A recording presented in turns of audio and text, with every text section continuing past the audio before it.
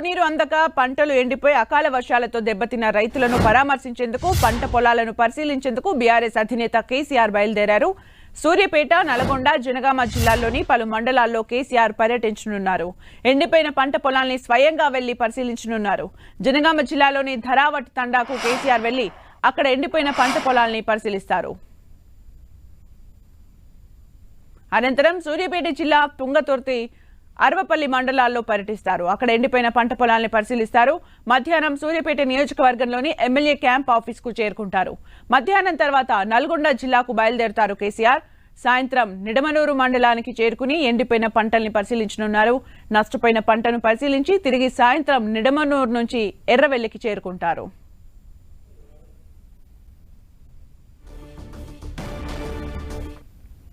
ఇక పూర్తి సమాచారం మా ప్రతినిధి కేకే అందిస్తారు. కేకే.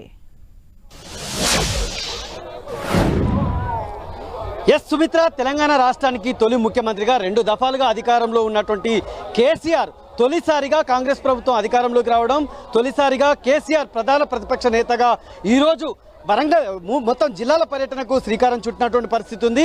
మొట్టమొదటగా ప్రతిపక్ష నేతగా కేసీఆర్ రైతులకు సంబంధించినటువంటి ఎజెండాతో ముందుకు వస్తున్నారు.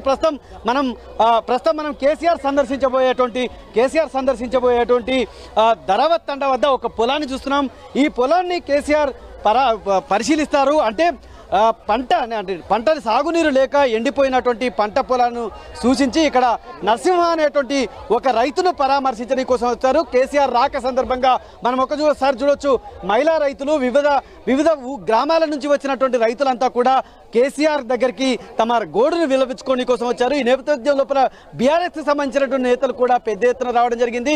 కొద్దిసేపటి క్రితమే జనగామ జిల్లాకి కేసీఆర్ ఎంటర్ అయ్యారు. అక్కడ ఉన్నటువంటి కాకతీయ కళాతోరణం ఏదైతే ఉందో కాకతీయ కళాతోరణం వద్దకి కేసీఆర్ వచ్చారు. కేసీఆర్కి మాజీ ఎమ్మెల్యేగా ఉన్నటువంటి పెద్ది సుదర్శన్ రెడ్డి, మాజీ మంత్రి ఎర్రబెల్లి దయాకర్ రావు, అదేవిధంగా జనగామకు సంబంధించినటువంటి ఎమ్మెల్యే పల్లా రాజేశ్వర రెడ్డి వీళ్ళంతా కూడా స్వాగతం పలికారు. కొంతమంది రైతులు కూడా వచ్చారు. ఒకసారి వాళ్ళతో మాట్లాడే ప్రయత్నం చేద్దాం. పెద్ద మనిషి, నువ్వు ఎక్కడి నుంచి వచ్చినావు?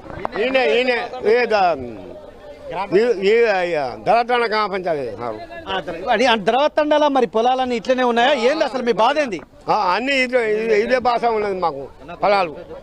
సో అంటే మీరు చెప్పండి. అంటే ధరావత్ తండ కానీ చింతబాయి తండ 4 తండలు మా ఇక్కడ 4 తండల వరకు 7 తండల వరకు ఎవరి ఎకరం పొలం బారకుండా అయిపోయింది సార్. కేసీఆర్ ఉన్నప్పుడు ఈ 2 సంవత్సరాలు 10 సంవత్సరాలు ఉన్నప్పుడు యొక్క మడి ఎండిపోలే, నీళ్ళ కరువు లేదు. తాగునీళ్ళు కానీ, పొలం నీళ్ళు కానీ, బావి నీళ్ళు కానీ, బోర్ నీళ్ళు కానీ అన్నీ ఊరినాయి. అదే చెరువులలో నీళ్ళు ఇచ్చిపెట్టేది, చెరువు నింపినాక కాలువ ఇచ్చిపెట్టేది. కాలువ ఇచ్చిపెడితే నీళ్ళు ఇక్కడ దాకా వచ్చేది, మాకు వచ్చేది. మోర్లకి వెళ్ళి తీసుకునేది, తూము తీసుకొని మాకు పొలాలు బారించుకునేది. అట్లాంటిది చెరువులో నీళ్ళు లేవు. కాలువ ఒక్కో రోజు ఇచ్చిండు, బంద్ చేసిండు. మళ్ళా రాలే. దయాకర్ రావు ఉన్నప్పుడు బారినాయి, అన్ని బారినాయి. పెద్ద మనిషి, ఇప్పుడు కేసీఆర్ ఇప్పుడు పరిశీలించేటువంటి ఈ పంట పొలం కావచ్చు, ఈ ప్రాంతంలో ఉన్నటువంటి పొలం, అంతకు ముందుకు నీళ్ళు వచ్చినాయా? బీఆర్ఎస్ ప్రభుత్వం నీళ్ళు వచ్చినాయా? ఈ పంట పండినాయా? మరి ఇప్పుడే ఎండిపోయిందా? అంత ముందు కూడా ఎండిపోయింది అనేది? అంత ముందు ఒక్క మడి కూడా, గుంట భూమి కూడా, అరగుంట భూమి కూడా ఎండిపోలేదు సారు. పొలానికి భారంగా పత్తి చేనులో కట్టుకున్నాము, శనగ చేనులో కట్టుకున్నాము, అన్ని చేనులకు జనసేన కట్టుకున్నాము, పారించుకున్నాము. అంత పంట పుల్లుగా పండింది. ధర కూడా రేటు పెట్టిండు, మంచిగా అమ్ముకున్నాం. మరి నీళ్లు వస్తలేవని తెలిసి ఎండాకాలం పంట, యాసింగి పంట, లేమిడి నీళ్లు ఉంటాయి. మరి ఇట్లా ఎందుకు వేసారు? మరి నీళ్లు రావని తెలిసేసిరా? అంతకుముందు కొత్తగా వేసారు, ఎందుకు వేసారు? అంతకుముందు కేసీఆర్ ఉన్నప్పుడు 10 సంవత్సరాలు వచ్చినాయి కదా నీళ్లు. అదే విధంగా మళ్ళీ ఈ మంత్రి గెలిచినప్పుడు, కాంగ్రెస్ గెలిచినప్పుడు కూడా మాకు ఇస్తాడని అనుకోని అన్ని పొలాలు మళ్ళా పెడితే ఒక్క ఎకరం కూడా పారకుండా అయిపోయింది, ఎండిపోయినాయి. భూములు ఎండిపోయినాయి, బావులు ఎండిపోయినాయి, బోర్లు కూడా మొత్తం ఎత్తిపోయినాయి. ఒక్క బోర్ నడుచలేదు. మా తండ పేరు మీద ఒక 100 బోర్లు ఉన్నాయి. 100 బోర్లకు 2-3 బోర్లు, 4-5 బోర్లు నడుతున్నాయి. అన్ని పోయినాయి, బోర్లు ఎత్తిపోయినాయి. మావాడు మళ్ళా బోర్ వేసిండు. బోర్ వేస్తే 4 బోర్లు వేస్తే పడలే. నీళ్ళు లేవు, చెట్ల నీళ్ళు లేవు, బావుల నీళ్ళు కూడా బోర్ పడలే. 2 లక్షలు పెట్టుకొని వేసిండు సారు. ఆ 2 లక్షలు వేస్ట్ అయిపోయినాయి. వాడు ఉరి పెట్టుకుందామంటే మేము పోయి ఇడిపించినాం. అందరం వద్దు ఇడిపించినాము. మీరు ఊరి పెట్టుకున్నారు అన్నట్టు రైతు ఎవరు మరి ఎవరైనా రైతు మా రైతే మా పాలోనే అయితే బోరు వాళ్ళే 4 లక్షలు 2 లక్షలు అయిపోయినాయి.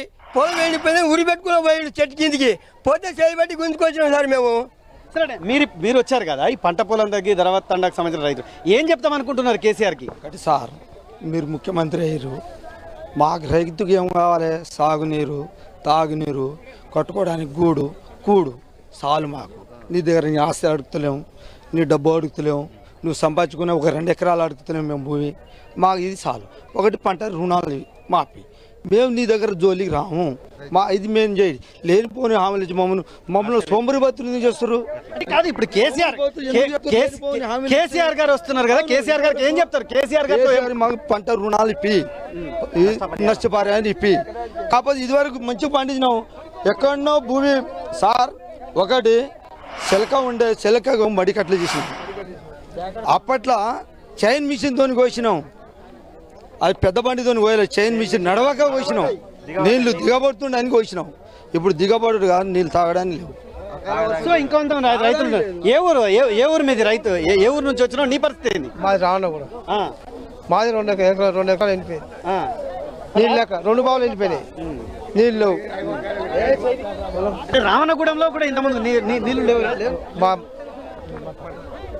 గౌరవ కేసీఆర్ గారు అంటే మీరు చెప్పండి, ఎక్కడి నుంచి వచ్చారు? మాది రావణగూడెం సార్. రావణగూడెంలో ఉన్నటువంటి పరిస్థితి ఏంది? కాలాలు తీస్తారంటే నీళ్ళు రాలేదు ఇంతవరకు.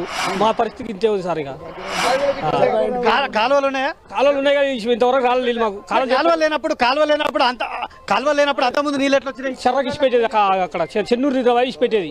అది దాలి వచ్చేది అన్నట్టు, ఆ జాలతో పండేది. సో ఇది అంటే రైతులంతా కూడా గతం లోపల చెరువులోకి నీళ్లు తీసుకొచ్చినప్పుడు అదే భరోసాతో పంటలు పండాయి కాబట్టి మళ్ళీ అదే భరోసాతో పంటలు వేసాము. ఇప్పుడు పంటలన్నీ కూడా ఎండిపోవడంతో పొలాలన్నీ కూడా బీళ్లు వారి నోరు తెరిచి ఉండడం అనేటువంటిది ఆవేదన కలుగుతుంది.